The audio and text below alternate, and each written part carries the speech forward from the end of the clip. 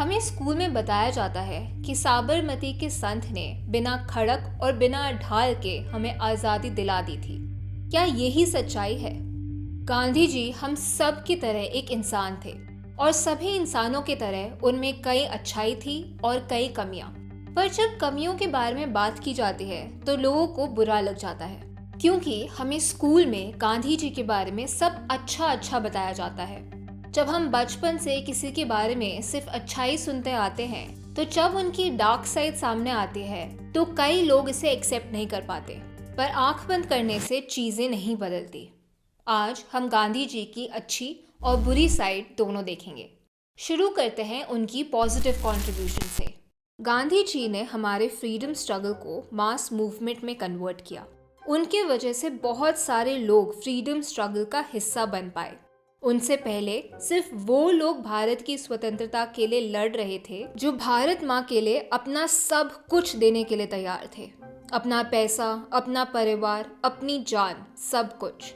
उनके लिए देश से बढ़ के कुछ नहीं था।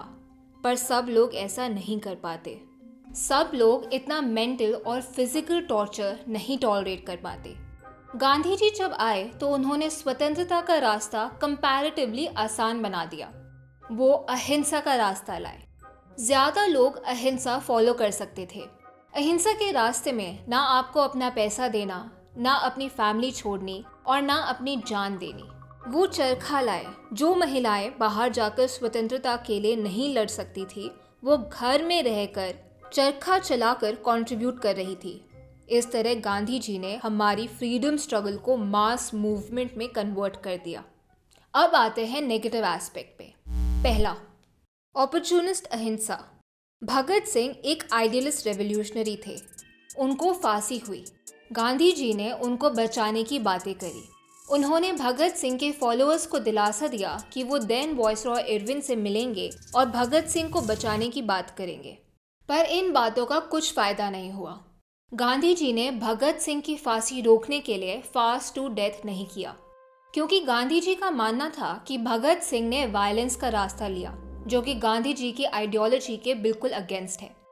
हाँ, भगत सिंह ने वायलेंस का रास्ता तो लिया था। बात शुरू हुई जब अंग्रेजों ने साइमन कमीशन को भारत भेजा। ये कमीशन डिसाइड करता कि भारत पर राज कैसे करना है, क्या कानून बनने चाहिए, एटसेट्रा। इस कमीशन में एक भी भारतीय नहीं था। मतलब भारत कैसे गवर्न होगा उसमें हमारी कोई आवाज नहीं थी। हमें ये सही नहीं लगा, इसलिए साइमन कमीशन के अगेंस्ट भारतीयों ने पीसफुली प्रोटेस्ट किया। इन प्रोटेस्टर्स में से एक थे लाला लाजपत राय। प्रोटेस्ट में अंग्रेजों ने लाला लाजपत राय को इतना मारा कि वो बच नहीं पाए। लाला लाजपत राय की मौत का बदला लेने के लिए भगत सिंह ने उस अंग्रेज ऑफिसर को मारना ठान लिया, पर उसकी जगह कोई और अंग्रेज मारा गया। ऑफ कोर्स लाला लाजपत राय की डेथ पर कोई स्टेप्स नहीं लिए गए, पर उस अंग्रेज ऑफिसर की डेथ के लिए भगत सिंह को फांसी की सजा हुई। भगत सिंह ने वायलेंस का सहारा लिया, अंग्रेजों ने भी वायलेंस का सहारा लिया। अंग्रेजों को सिर्फ भारत लूटने से मतलब था। अगर कोई भारतीय अपने हक की बात करे तो उसे फांसी पर लटका दिया जाता था। उन्होंने देश को इतना लूटा कि फैमिन की वजह से 8.5 करोड़ लोगों की जानें गई। हिटलर ने पता है कितने ज्यूस को मारा था? 0.6 करोड़। गांधी जी को फ्रीडम फाइटर्स का वायलेंस तो वायलेंस लगा, पर अंग्रेजों का वायलेंस नहीं दिखा। अगर गांधी जी वायलेंस के बिल्कुल अगेंस्ट होते तो गवर्नमेंट द्वारा किया जा रहा वायलेंस के अगेंस्ट भी वो फास्ट टू डेथ करते। उन्होंने ऐसा कभी नहीं किया। ऐसा भी सुना जाता है कि गांधी जी को जब साउथ अफ्रीका में ट्रेन से बाहर फेंक दिया था तो उन्होंने अंग्रेजों को देश से बाहर फेंकने की ठान ली और वो हासिल करके दिखाया। ऐसा नहीं है। जब उनके साथ ट्रेन वाला इंसिडेंट हुआ तो गांधी जी ने ब्रिटिशर्स को अपनी लॉयल्टी दिखाई और कहा कि साउथ अफ्रीका में इंडियन कम्युनिटी को अफ्रीकन्स के कंपैरिजन में ज़्यादा राइट मिलने चाहिए। 1900s में गांधी जी ने अंग्रेज़ों की तरफ से वॉर में पार्टिसिपेट करने की भी कोशिश की, पर अंग्रेज़ों ने मना कर दिया। पर गांधी जी की अंग्रेज़ों की तरफ लॉयल्टी को देखकर उनको एम्बुलेंस चलाने का चांस दे दिया। उस टाइम भी गांधी जी को अंग्रेज़ों का अफ्रीकन्स के अगेंस्ट हिंसा ठीक लगा। गांधी जी की इस कंट्रीब्यूशन के लिए ब्रिटेन ने उन्हें 1915 में कैसर-ए-हिंद अवार्ड किया। वर्ल्ड वॉर वन में भी गांधी जी ने भारतीयों को ब्रिटिशर्स की आर्मी ज्वाइन करने के लिए कहा। इसमें गांधी जी को हिंसा ठीक लगा। वर्ल्ड वॉर टू में भी गांधी जी ने अंग्रेजों का जंग में सपोर्ट किया क्योंकि इसमें भी उन्हें हिंसा ठीक लगी, पर खुद की स्वतंत्रता के लिए उन्हें हिंसा मंजूर नहीं थी। इससे दिखता है कि गांधी जी की नॉन वायलेंस की पॉलिसी कंसिस्टेंट नहीं थी। दूसरा, वो डेमोक्रेसी में विश्वास नहीं रखते थे। वो अपने डिसीजंस को लोगों के डिसीजंस के ऊपर रखते थे। 1939 में जब कांग्रेस प्रेसिडेंट के लिए इलेक्शन होने थे तो एक तरफ थे सुभाष चंद्र बोस और दूसरी तरफ थे पट्टाभी सीतारमैया। पट्टाभी सीतारमैया को इस इलेक्शन में गांधी जी ने खड़ा किया था। गांधी जी ओपनली पट्टाभी को सपोर्ट कर रहे थे। गांधी जी बोस के रेवोल्यूशनरी फ्रीडम स्ट्रगल को सपोर्ट नहीं करते थे। जब टैगोर ने बोस का प्रेसिडेंट बनना सपोर्ट किया तो गांधी ने टैगोर को कहा कि बोस बंगाल में करप्शन से लड़ना चाहते हैं, इसलिए उन्हें प्रेसिडेंट की पोस्ट पर नहीं आना चाहिए। इलेक्शंस हुए और बोस जीत गए। गांधी जी ने इस हार को पर्सनली लिया। वो बोस को दूर करना चाहते थे। ये नेहरू द्वारा गांधी जी को लिखे हुए लेटर्स में मिलता है। गांधी जी बोस को प्रेसिडेंट एक्सेप्ट नहीं कर पा रहे थे। गांधी जी के सपोर्टर्स ने कांग्रेस वर्किंग कमेटी से रिजाइन भी कर दिया। कांग्रेस प्रेसिडेंट और कांग्रेस वर्किंग कमेटी का रिलेशन प्राइम मिनिस्टर और काउंसिल ऑफ मिनिस्टर्स की तरह होता है। कांग्रेस प्रेसिडेंट का काम एग्जीक्यूट करने के लिए कांग्रेस वर्किंग कमेटी की ज़रूरत पड़ती। पर बोस के प्रेसिडेंट बनने के बाद गांधी जी के सपोर्टर्स ने कांग्रेस वर्किंग कमेटी से रिजाइन कर दिया। अब बोस को ये वेकेंट पोजीशंस भरनी थी। इसके लिए उन्होंने गांधी जी का सपोर्ट मांगा, पर गांधी जी ने बोस की मदद नहीं की। बोस को रियलाइज़ हुआ कि गांधी जी के सपोर्ट के बिना कांग्रेस उनकी बात नहीं मानेगी और गांधी जी उनका सपोर्ट किसी भी हालत में नहीं करना चाहते थे, इसलिए उन्होंने रिज़ाइन कर दिया। कुछ ही टाइम में वर्ल्ड वॉर टू शुरू हो गया। गांधी जी भारतीयों को अंग्रेज़ों की जंग लड़ने के लिए कह रहे थे और बोस भारतीयों को अपनी स्वतंत्रता के लिए जंग लड़ने के लिए कह रहे थे। इसके वजह से बोस को हाउस अरेस्ट पर रखा गया। बोस किसी तरह बाहर निकले और बाहर जाकर आज़ाद हिंद फौज बनाई। 7 साल बाद फिर ऐसी सिचुएशन आई। 1946 में कांग्रेस प्रेसिडेंट के इलेक्शन हुए। एक तरफ थे सरदार पटेल और दूसरी तरफ थे नेहरू। ये बहुत इंपॉर्टेंट इलेक्शंस थे क्योंकि जो भी इस टाइम कांग्रेस का प्रेसिडेंट बनता वो आगे जाके देश का प्रधानमंत्री बनता। गांधी जी ने ओपनली नेहरू का सपोर्ट किया, पर इलेक्शन में सरदार पटेल जीत गए। गांधी जी ने पटेल को अपना कैंडिडेचर वापस लेने के लिए कहा। गांधी जी ने पटेल के साथ पहले भी ऐसा किया था। एटलीस्ट 2 बार पहले गांधी जी ने सरदार पटेल को प्रेसिडेंट की पोजीशन से विड्रॉ करने के लिए कहा था। सरदार पटेल पहले म्यूनिसिपल कमिश्नर रह चुके थे। उन्हें बड़े मास मूवमेंट ऑर्गेनाइज करने का एक्सपीरियंस भी था। सरदार पटेल पहले प्राइम मिनिस्टर के लिए सही कैंडिडेट थे, पर गांधी जी के कहने पर सरदार पटेल ने विड्रॉ कर लिया। अंग्रेज भी चाहते थे कि नेहरू प्रधानमंत्री बने। वो क्यों, वो आपको इस वीडियो से समझ आ जाएगा। स्वतंत्रता के बाद भी महात्मा का पॉलिटिक्स में इंटरफेरेंस चलता रहा। उन्होंने पहले इंडो पाक वॉर के टाइम पे पाकिस्तान को 55 करोड़ रिलीज कराने के लिए फास्ट टू डेथ किया। इसकी एक्सप्लेनेशन के लिए आप ये वीडियो देख सकते हैं। गांधी जी अपना इन्फ्लुएंस यूज करके लोगों की चॉइस को अपनी चॉइस से बदल देते। तीसरी कमी, गांधी जी मॉडर्निटी के अगेंस्ट थे। हिंद स्वराज में गांधी जी ने कहा है कि अंग्रेज गलत नहीं है, अंग्रेज हम पर राज नहीं कर रहे, मॉडर्न सिविलाइजेशन कर रही है अपनी रेलवेज और टेलीफोन्स के द्वारा। भारत को railways, lawyers, hospitals, doctors etcetera को हटाना पड़ेगा। गांधी जी रेलवेज के अगेंस्ट तो थे, पर वो खुद रेलवे से ट्रैवल करते थे। गांधी जी की वाइफ कस्तूरबा गांधी की जब तबीयत खराब हुई तो उन्होंने कस्तूरबा को मॉडर्न मेडिसिन नहीं लेने दी, जिसकी वजह से उनकी जान चली गई। गांधी जी मॉडर्न मेडिसिन को ब्लैक मैजिक मानते थे। जब गांधी जी की खुद की तबीयत खराब हुई तो उन्होंने मेडिसिन भी ली और सर्जरी भी कराई। गांधी जी चाहते थे कि इंडिया में कोई बड़ी इंडस्ट्री ना लगाई जाए, उसकी जगह छोटे छोटे विलेज बेस्ड इंडस्ट्रीज लगाई जाए। पर वो कुछ टाइम बिरला हाउस, जो कि उस टाइम के बड़े इंडस्ट्रियलिस्ट का घर था, उसमें रहे। ऐसा लगता है जैसे गांधी जी के प्रिंसिपल्स सिचुएशंस के हिसाब से बदल जाते थे। वो इंटरकास्ट मैरिज और इंटरकास्ट डाइनिंग भी सपोर्ट नहीं करते थे, पर कुछ टाइम बाद वो इंटरकास्ट मैरिज सपोर्ट करने लगे। इसी टाइम उनके बेटे ने इंटरकास्ट लव मैरिज की। गांधी जी ना मॉडर्निटी के बेनिफिट समझ पाए, ना ही अपना खुद का कल्चर। गांधी जी देश में राम राज्य लाना चाहते थे।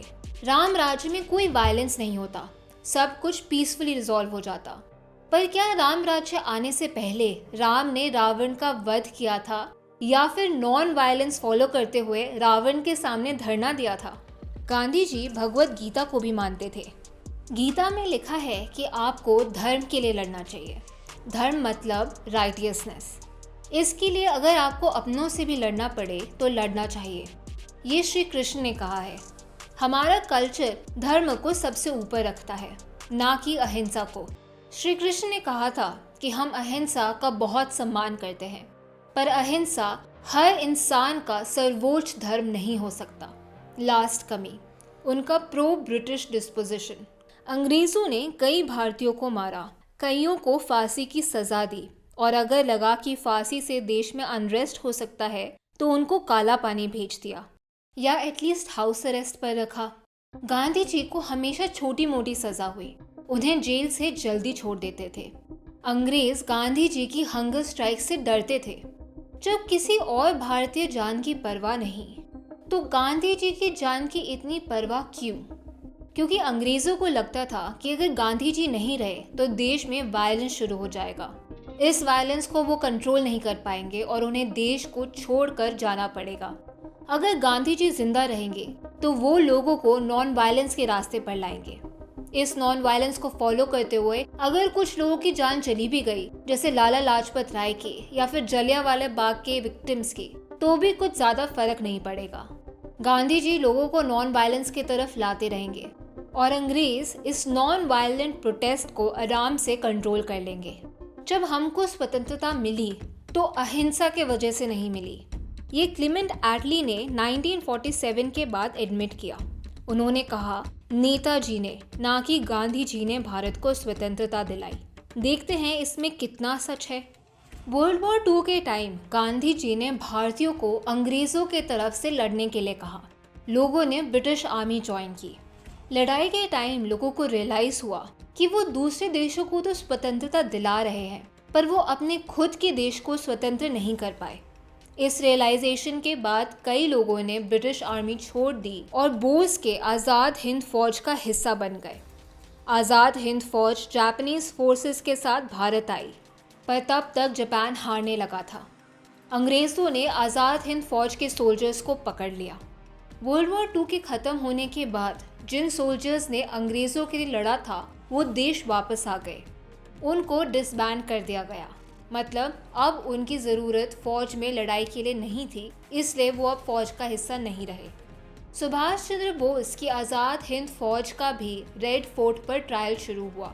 आज़ाद हिंद फ़ौज को एक्स सोल्जर्स का बहुत सपोर्ट मिला। ये एंटी ब्रिटिश फीलिंग धीरे धीरे रॉयल इंडियन नेवी में भी फैल गई। 1946 में रॉयल इंडियन नेवी म्यूटनी हुई। इसका अंग्रेज़ों पर बहुत बड़ा इम्पैक्ट पड़ा। गांधी जी ने नेवी में म्यूटनी तो दबा दी, पर अंग्रेज़ों को रियलाइज़ हुआ कि उनके पास अब डिफेंस फोर्सेस पर 100% कंट्रोल नहीं रहा। बिना डिफेंस फोर्सेस पर कंट्रोल के, बिना वायलेंस के वो देश पर राज नहीं कर सकते थे। इसलिए 1 साल में वो देश को बांटकर वापस चले गए। गांधी जी ने कहा तो था कि वो मर जाएंगे पर पार्टीशन नहीं होने देंगे, पर कहना आसान है और करना मुश्किल। एक लाइन ऑफ थॉट ये है कि अच्छा हुआ देश बांट दिया गया, एटलीस्ट सिविल वॉर तो नहीं हुई। पर क्या जो पार्टीशन के टाइम वायलेंस हुआ वो सिविल वॉर से कम था? जो पाकिस्तान देश में टेररिज्म स्पॉन्सर कर रहा है वो वायलेंस कम है? कई देशों में सिविल वॉर हुई है, जैसे कि यूएस में और चाइना में।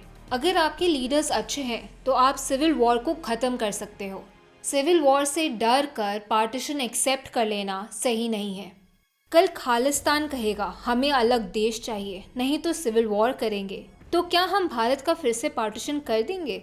नॉर्थ ईस्ट बोलेगा हमें अलग देश चाहिए, नहीं तो हम सिविल वॉर करेंगे, हम होने देंगे?